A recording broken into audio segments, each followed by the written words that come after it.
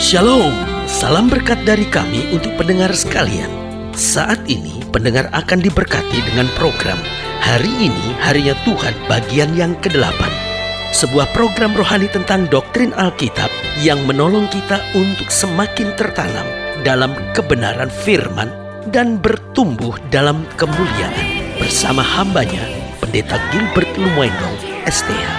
Banyak orang merasa doktrin Alkitab sebagai sesuatu yang membingungkan. Tetapi tahukah saudara bahwa doktrin Alkitab intinya adalah memahami Alkitab dengan benar, dengan pemahaman yang sistematis, sehingga kita terus dapat tertanam di dalam kebenaran firman, sehingga kita terus bertumbuh di dalam kemuliaan Allah.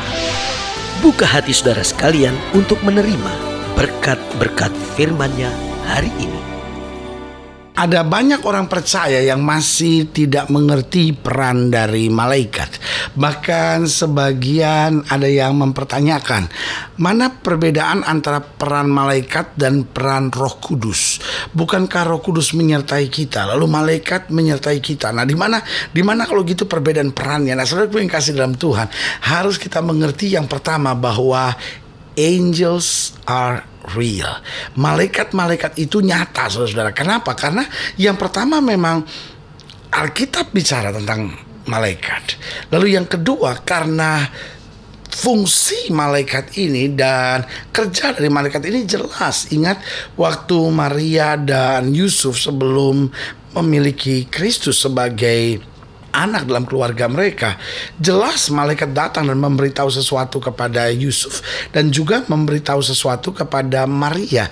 Jadi fungsi dan tugas jelas. Dan bukan hanya itu, Alkitab juga memberikan janji-janji tentang penyertaan malaikat. Berarti dari semuanya ini menggambarkan kepada kita angels are real.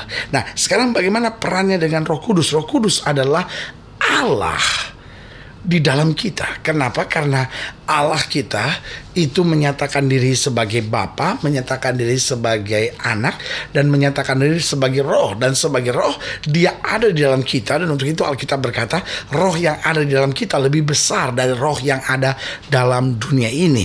Nah, sementara malaikat adalah pelayan-pelayan Allah yang diperintahkan Allah untuk menjaga manusia. Berarti fungsi atau peran malaikat itu ada dua. Yang pertama, dalam hubungan mentaati segala perintah-perintah Allah, baik untuk berperang, baik untuk memberi pesan, baik untuk menguatkan maupun menolong manusia. Nah, yang kedua yaitu untuk melayani manusia.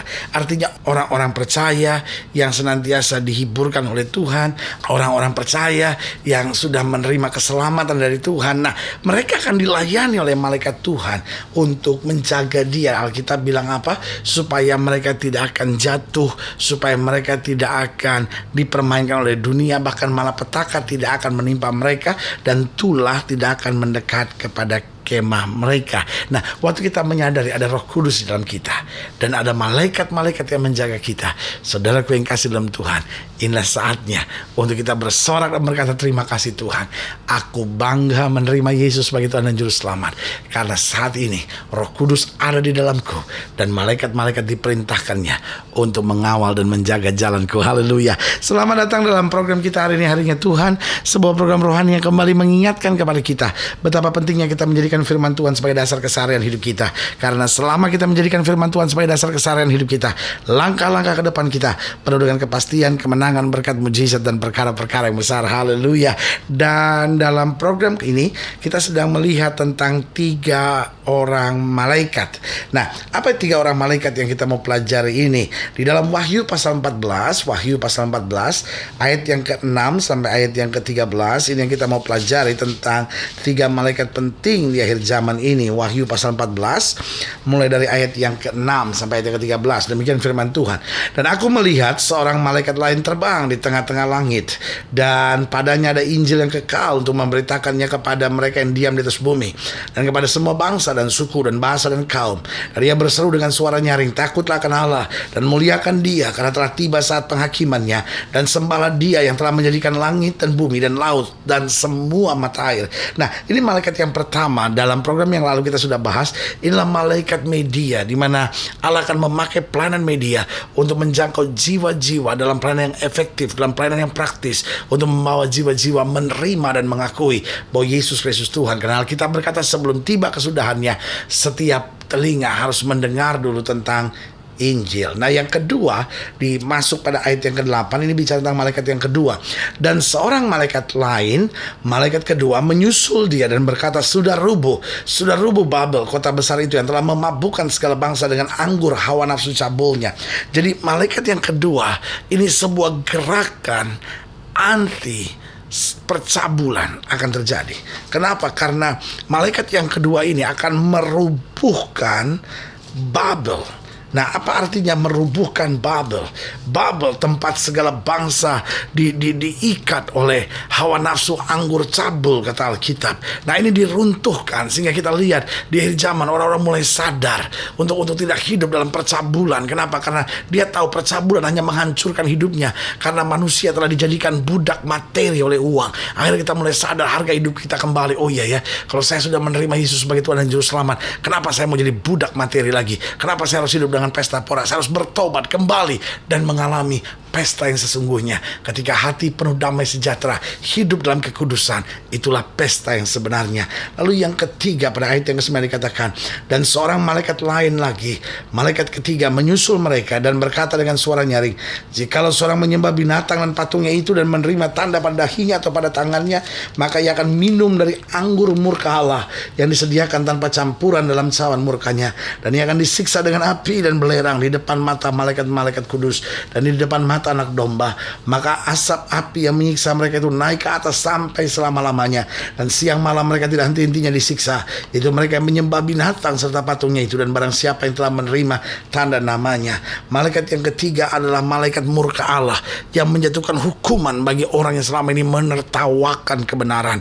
Selama ini mungkin kita lihat, kok orang percaya malah ditertawakan, kok saya mau hidup benar kok susahnya minta ampun. Alkitab berkata akan ada malaikat yang akan urusin itu semua dan menjatuhkan murka Allah. Ingat, Allah tidak bisa dipermainkan. Hari ini mungkin seenaknya kau bisa bakar gereja, hari ini kau seenaknya bisa meninggalkan Kristus, murtad, tinggalkan dia, mengejek dan berkata, buat apa saya percaya Yesus, matinya disalibkan, buat apa? Saudaraku yang kasih dalam Tuhan, hari ini kau boleh saja jadi orang Kristen yang dengan minum mabuk, percabulan, judi, dan kau merasa Tuhan kan juga gak hukum saya. Saudaraku yang kasih dalam Tuhan, Allah tidak bisa dipermainkan, itu jelas. Ada saatnya malaikat yang ketiga ini datang dan murka Allah turun, dan saudaraku, terlambat bagi saudara. Itu sebabnya sebagai hamba Allah dengan kasih Kristus, saya hanya mau ingatkan, kalau saudara mau bertobat, mau menerima kasih karunia Allah sekarang, jangan tunggu penghukuman datang.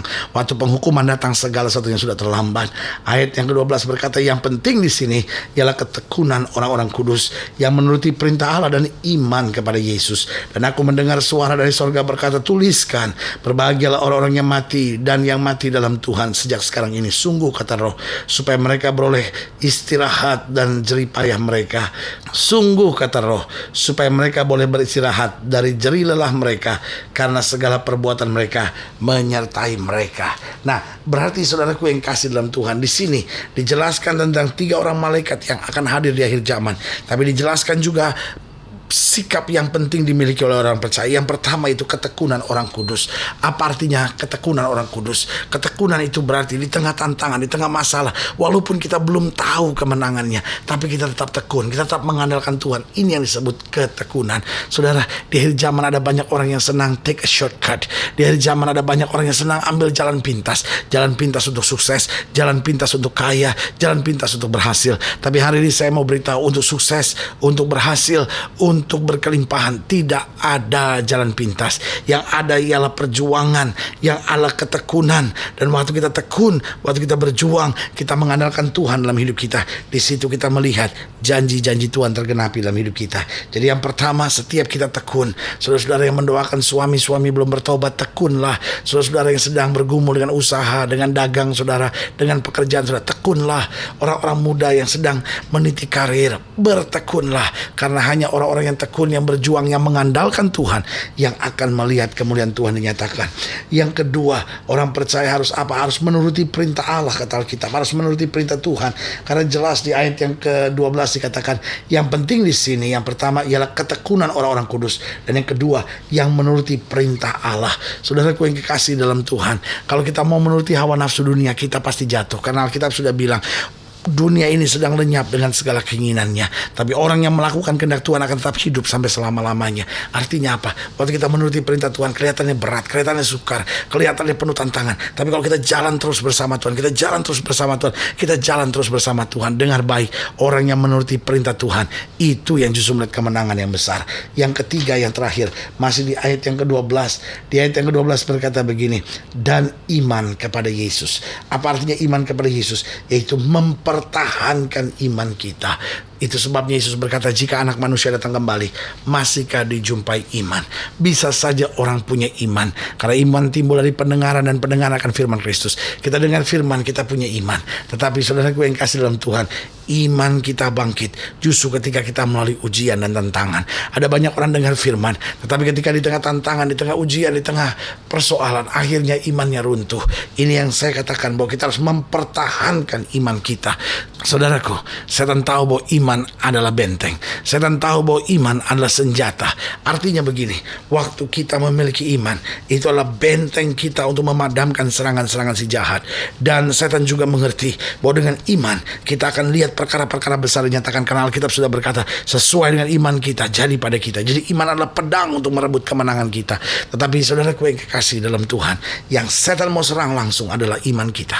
Dan waktu iman kita menjadi tumpul, iman kita runtuh, maka kita gak akan melihat kemenangan besar. Sebagai hamba Allah, saya mau ingatkan, iblis boleh saja menyerang iman kita, tapi bertahan terus, isi iman kita terus dengan kebenaran. Maka saudaraku yang kasih dalam Tuhan, justru di tengah serangan bagaimanapun, iman kita memadamkan serangan si jahat, dan kita melihat kemuliaan Tuhan dinyatakan.